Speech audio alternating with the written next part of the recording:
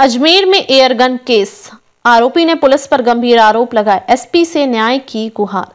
अजमेर में एयरगन के साथ पकड़े गए आरोपी कुणाल सांखला ने पुलिस पर गंभीर आरोप लगाते हुए खुद को बेकसूर बताया है। एसपी को दी गई शिकायत में कुणाल ने कहा कि न तो बाइक उसकी थी और न ही गन उसके पास थी। कुणाल ने बताया कि 27 दिसंबर 2024 को वह अपने दोस्तों के साथ घूमने निकला था। अगली सुबह पुलिस ने उसे और उसके दोस्तों को हिरासत में लिया। आरोप है कि पुलिस ने नकली गन वाले व्यक्ति को भी बुलाया, लेकिन बाद में सबको छोड़ दिया। शिकायत में कुणाल ने यह भी कहा है कि पुलिस ने उसे रात में हथकड़ी लगाकर रखा और 80,000 रुपए की मांग की। पैसे न देने पर उसे जेल में बंद कर दिया गया। अगले दिन दोपहर में उसे एडीएम के सामने पेश किया गया। कुणाल ने एसपी से पुलिस के खिलाफ सख्त कार्रवाई की मांग की है और न्याय की गुहार लगाई है। सर, ये एक्चुअली 27 तारीख की बात है, जब मैं और मेरे साथ दो दोस्त थे जिनका नाम हर्ष मीणा और रितेश खांडे थे। तो एक्चुअली हुआ क्या था, हम लोग घूमने के लिए निकले थे बुलेट पे, जो कि मेरी फ्रेंड की थी। तो हम नई चौपाटी के वहाँ पे घूमने के लिए निकले थे, जिसमें से मैं कुणाल सांखला मैं बुलेट चला रहा था।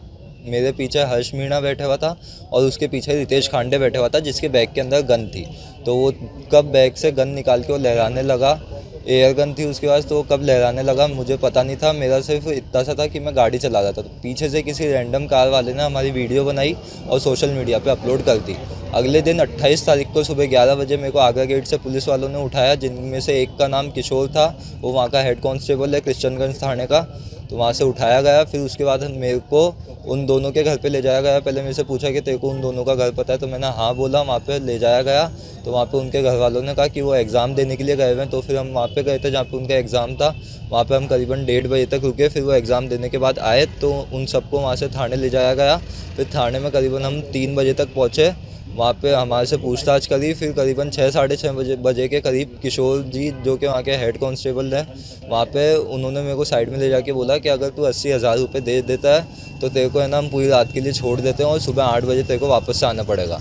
तो मैंने कहा सर मैं इतना अफोर्ड नहीं कर सकता। तो उन्होंने थोड़ी सी देर मेरे को बैठा के रखा, फिर उसके बाद मेरे को साइड में लेके गए, एक कमरे के अंदर बिठाया और वहाँ पे हथकड़ी लगा के रख दिया। करीबन आधे 1 घंटे तक मैं वहाँ पर उस कमरे के अंदर अकेला बैठा हुआ था। फिर उसके बाद है ना, जब मैं हथकड़ी मेरी खुली, मैं बाहर आया करीबन 7:30-8 बजे के करीब। वहाँ पे वो सब लोग वहाँ से जा चुके थे और वहाँ से जो सीओ साहब थे उन्होंने बोला था कि है ना इन बच्चों को, ये लोग नादान है, टीनेजर्स है, तो इन लोगों को है ना डरा धमका के इनके पेरेंट्स को ये बता के इनको छोड़ देना। लेकिन जैसे ही सीओ साहब गए, मेरी हथकड़ी खोली, मेरे को बाहर लाया गया। किशोर जी, जिन्होंने मेरी फ़ोटो निकाली थी जो अखबार में आई थी, इन सब ने मेरी फ़ोटो ली। फिर उसके बाद मेरे को अकेले को थाने में बंद करके वहाँ पे एक पुलिस वाला आया था 9:30-10 बजे के करीब। उन्होंने मेरे से पेपर्स पे साइन कराए। मैंने ऐसे बोला कि सर मेरे को पेपर पढ़ना है। तो उन्होंने बोला कि तू ज़्यादा पढ़ा लिखा मत बन, चुपचाप जो कह रहे हैं वो कर।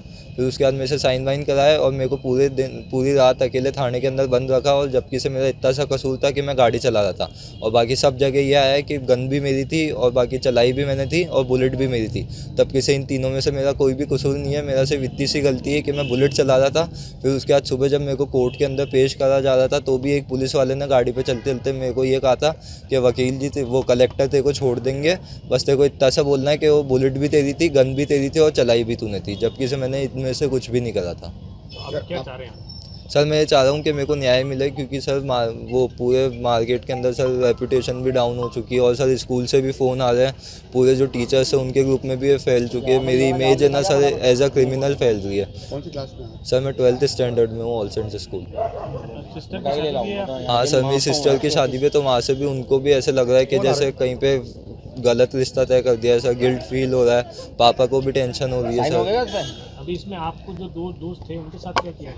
उनके साथ तो सर न्यूज़ में तो ये बताया जा रहा है कि कुणाल सांखला जो कि आरोपी है उसी की गन है, और बाकी जो 2 है उन 2 से पूछताछ जारी है। तब से उन 2 से कोई पूछताछ जारी नहीं है। वो लोग अपने अपने घर बैठे हुए हैं, अपने अपने खुश है वो लोग, और बाकी मेन जो ढोला है वो सारा मेरे पे ढोला है। तो आपसे क्या उनसे क्या पैसे ले लिए इसलिए? सर वो मेरे को आइडिया नहीं है, क्योंकि उस टाइम मेरे हथकड़ी लगी हुई थी। मैं साइड में, मेरे को एक कमरे के अंदर बिठा दिया गया था।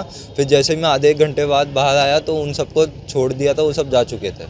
लड़की एयर गन थी जिसने चलाई थी वो कहाँ है? वो सब जा चुके हैं सर, वो सब घर जा चुके हैं। पुलिस से बातचीत हुई थी क्या? हाँ। वो आए थे स्टेशन में, लेकिन जब मेरे को कमरे के अंदर रखा गया, पता नहीं क्या बातचीत हुई उनके पेरेंट्स से पुलिस वालों की, उन तीनों को तो छोड़ दिया गया। अक्षत जिसकी बंदूक है, हर्ष मीणा जो बीच में बैठा हुआ था, और रितेश खांडे जिसने गन पकड़ रखी थी हाथ के अंदर, इन तीनों को तो सर छोड़ दिया गया। और मेरा इतना सा कसूर था कि मैं बुलेट चला रहा था, मेरे को पकड़ा और सब कुछ मेरे पे डाल दिया कि बुलेट भी मेरी थी, तेरे नाम ही रजिस्टर है, और तूने गन पकड़ रखी थी और वो गन भी तेरी थी।